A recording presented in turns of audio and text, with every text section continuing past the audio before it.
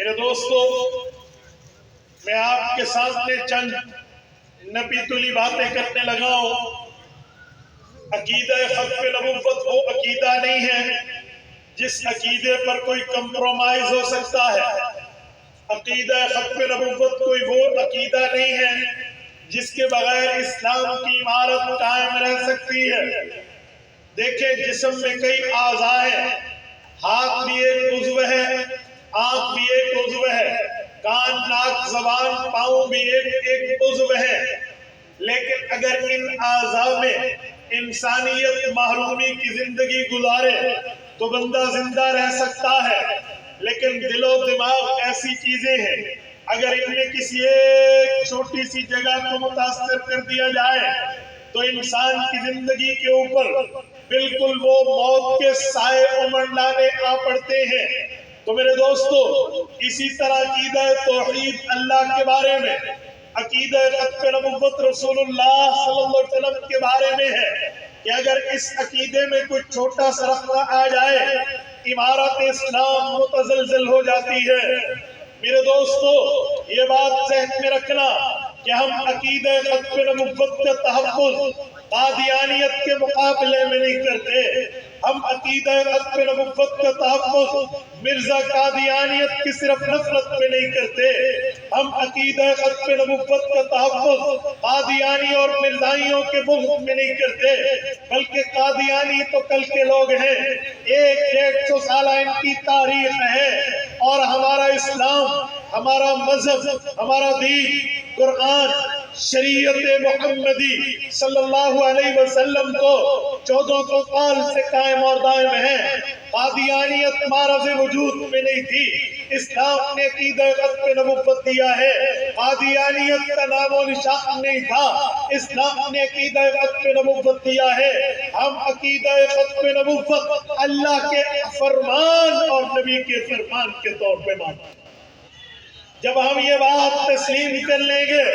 تو پھر ہمارے سامنے ایک بات آ جائے گی کہ بھائی ہم ایمان عقیدہ کے طور پہ اس عقیدے کو پڑھتے، سنتے، پڑھاتے اور بتاتے نظر آئیں گے۔ میرے دوستو،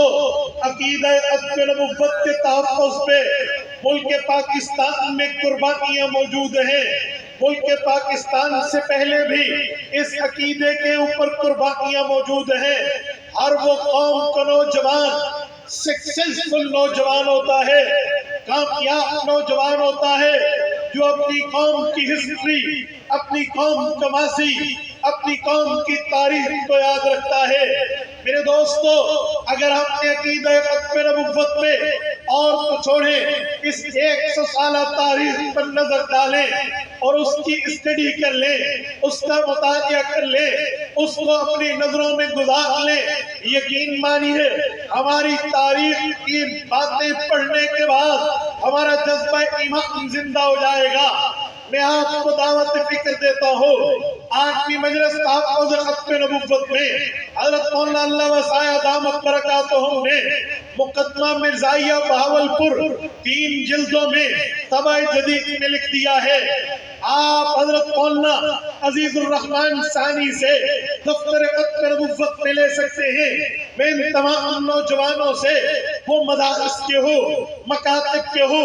مساجد کے ہو، کالجز یا یونیورسٹیز کے ہو، میں انہیں کہتا ہوں لٹریچر پڑھیے، اس کا مطالعہ کیجئے، وزٹ کیجئے اور اپنی روشن ماضی کو دیکھیے تاکہ آپ کے تابناک مستقبل اور فیوچر کریٹ ہو۔ میں اس کے اشارات آپ کی خدمت میں رکھتا ہوں۔ مقدمہ مرزائیہ بہاولپور کیا ہے؟ بہاولپور اس زمانے میں ضلع نہیں تھا، یہ ریاست تھی۔ اس ریاست کا ایک علاقہ احمد پور شرقیہ کہلاتا ہے۔ احمد پور شرقیہ کے اندر ایک عجیب معاملہ پیش ہوا۔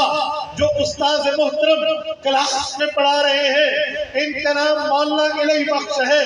جو شاگرد سب سے لائق و فائق قابل شاگرد ہے، اس میں 100% ٹیلنٹ موجود ہے، ذہین ہے، اس بندے کو سبق ازبر یاد ہو جاتا ہے۔ عبدالرزاق نام ہے، استاد اس سے امپریس ہوتا ہے، متاثر ہوتا ہے، اس کی ذہانت کو دیکھ کے دین اسلام کی تعلیمات کے اندر محنت کو دیکھ کے تو استاد اسے کہتے ہیں عبدالرزاق بیٹا کل تک تو میرا شاگرد اور میرا بھانجا تھا، میری بہن کا بیٹا تھا، لیکن اب میں نے یہ فیصلہ کیا ہے کہ میں اپنی بیٹی غلام عائشہ تیرے نکاح میں دیتا ہوں، تو اس کو نکاح میں قبول کر لے۔ شاگرد نے اس آفر کو ایکسپٹ کیا، وہ اس کی بیوی بن گئی، لیکن بدقسمتی یہ تھی عبدالرزاق کی یاری قادیانیوں سے تھی، مرزائیوں سے تھی، اٹھک بیٹھک مرزائیوں کے ساتھ، بود و باش قادیانیوں کے ساتھ، اور ان کے ساتھ اٹھک بیٹھک کی وجہ سے ایک وقت آیا یہ عبدالرزاق قادیانی ہو گیا۔ ماں باپ نے محنت کی، یار دوستوں نے محنت کی، اساتذہ نے محنت کی، کلاس میٹ نے محنت کی، لیکن یہ بندہ قادیانی اپنے مضبوط رہا۔ اب پھر یہ دیکھا کہ جب یہ بچ نہیں سکتا پھر خود کو بچانا چاہیے، وہی ان کے ماموں مولانا الہی بخش نے اپنی بیٹی غلام عائشہ کے نکاح کی تنسیخ کے لیے احمد پور شرقیہ کی عدالت میں کیس دائر کیا ہے۔ یہ وہ زمانہ ہے جسے اس زمانے میں 1924 کے اندر انگریز کی گورنمنٹ ہے، انگریز کی سلطنت ہے، سامراج اس وقت کے بر صغیر پر مسلط ہے، اس وقت کی انگریز عدالت نے فیصلہ کیا ہے قادیانی بھی تو کلمہ پڑھ کے خود کو مسلمان ڈکلیئر کرتے ہیں، مسلمان بھی خود کو کلمہ پڑھ کے مسلمان ڈکلیئر کرتے ہیں، بٹوین ان دا مسلم نکاح جائز ہے، لہذا عبدالرزاق اپنی بیوی کو لے سکتا ہے۔ مسلمانوں میں فیصلے کے بعد ایک پریشانی کی لہر دوڑ گئی، پھر انہوں نے ریویو پٹیشن میں نظر ثانی میں جانے کا ڈیسیجن لیا۔ یہ احمد پور شرقیہ سے اٹھے، بہاولپور پہنچے، اس وقت کے نواب محمد صادق رب جزائے خیر عطا فرمائے، اللہ اس کی قبر پہ کروڑوں رحمت نازل فرمائے، ان نے اس کیس کو لیا۔ اس وقت راس تمہاری کی چوٹیوں سے لے کر چترال کے فلک موت چوٹیوں تک بر صغیر کے علماء کو اسلام کے نام پہ، دین کے نام پہ، شریعت کے نام پہ، ختم نبوت کے نام پہ اجاگر یہ مسئلہ کرنے کے لیے ان کے تک معلومات پہنچائی گئی۔ ان سب کو اس بات کے اہمیت، حساسیت، سینسیٹیوٹی کا انہیں یاد دہانی کرا کے انہیں بتایا گیا، اس پر آپ ہیلپنگ ہینڈ بنو، آپ کی مدد چاہیے، نصرت چاہیے، تعاون چاہیے۔ آؤ محمد عربی صلی اللہ علیہ وسلم کی ختم نبوت کا مسئلہ ہے، اگر عدالت یہ بات میں لکھ دے کہ قادیانی مسلمان ہے، ہم ان کو کیسے کہہ سکیں گے کہ غیر مسلم ہے، انگریز کا دور ہے، آؤ ہم بڑی عدالت میں چلتے ہیں۔ اس وقت وکلاء نے فری آف کاسٹ اپنی جو ہے نا اس وقت کی صلاحیتیں پیش کر دی، علماء آئے بلا تفریق مسلک، دیوبندی، بریلوی، اہل حدیث تمام جمع ہوئے، اور اس وقت بحث ہوئی۔ جب عدالت میں یہ کیس آیا، مرزائی متحرک ہوئے، گرداسپور کی سٹی قادیان تک مرزائیت متحرک ہو گئی، انہوں نے اس پر بڑے بڑے گرو گنٹال ایڈوکیٹ، اس وقت کے لائر، اس وقت کے وکلاء کو ہائر کیا اور عدالت میں ٹھہرا دیا۔ مسلمانوں نے بھی اپنی طاقت، قوت، ہمت، سچت محمد الرسول اللہ کے تاج ختم نبوت کے تحفظ کے لیے وقف کر کے عدالت میں ٹھہر گئے۔ جب قادیانی وکلاء نے وہاں پر رسائی دیکھی، قادیانیوں کو کہا اپنا مناصر دو، مولوی دو، تگڑا عالم دو جو قادیانیت کو ڈیفینڈ کر سکے، قرآن کی نظر میں قادیانیت کو ڈیفینڈ کر سکے، حدیث کی نظر میں قادیانیت کا دفاع کر سکے۔ اس وقت کی فقہ اسلام کی روشنی میں تو اس وقت بدنام زمانہ قادیانی مناصر اللہ دیتا کی خدمات لی گئی، وہ عدالت میں آیا، وہاں بحث کرنے کے لیے تاریخ اعلان ہو چکی تھی۔ نواب محمد صادق رحمت اللہ علیہ اس وقت پریشان تھے، امیر شریعت سید عطاء اللہ شاہ بخاری کے واسطے سے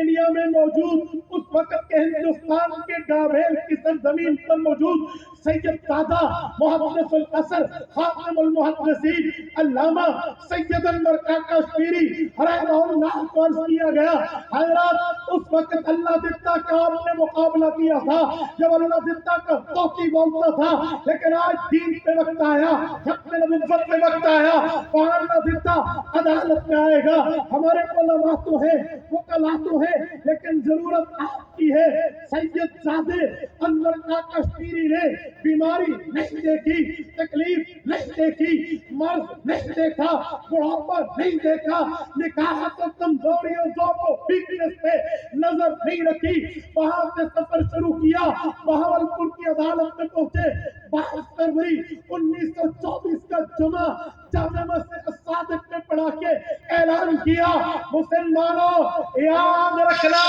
اب میں حضور پاک اپنے نانے کی ختم نبوت کے تحفظ کے لیے جا رہا ہوں، دعا میں مجھے یاد رکھنا۔ حضرت گئے، عدالت میں بحث ہوئی، اس وقت عدالت میں پیش کی اس نے مسلم الثبوت فواتح الرحمود یہ کتابیں پیش کر کے ختم نبوت سے اس نے چوری کرنے کی ناکام کوشش کی، پوری عبارت ٹھیک پڑھی، ایک لفظ اپنی طرف سے ملایا۔